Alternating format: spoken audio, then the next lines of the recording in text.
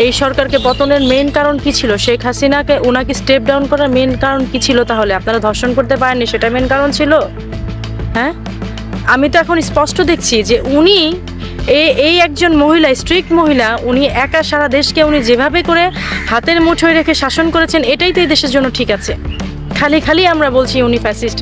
এই দেশের জনগণ, এই দেশের যে পুরুষতান্ত্রিক আপনাদের যে অন্যায়, আপনাদের যে কুরুচি, এই এক মহিলার ভয়ে যে আপনারা সবাই লুকিয়েছিলেন, এটাই তো ঠিক ছিল। আমি দেখছি ঠিক ছিল। আমার কাছে তো মনে হলো যে এখন সবাই যেমন বলছে আগেই তো ভালো ছিলাম, এটাই তো ঠিক ছিল।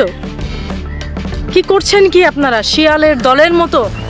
এই সরকারকে পতন করে আপনারা জেল নাই, হাজত নেই, প্রত্যেককে ছেড়ে দিচ্ছেন। প্রত্যেককে আপনারা দেখছেন না পর্যন্ত যে তার কি ক্রাইম ছিল, তার হচ্ছে আগের ক্রাইমের রিভিউ কি ছিল, তার হচ্ছে বিফোর ঠকানোর মতো লুকানো ছিল জেল হাজতে।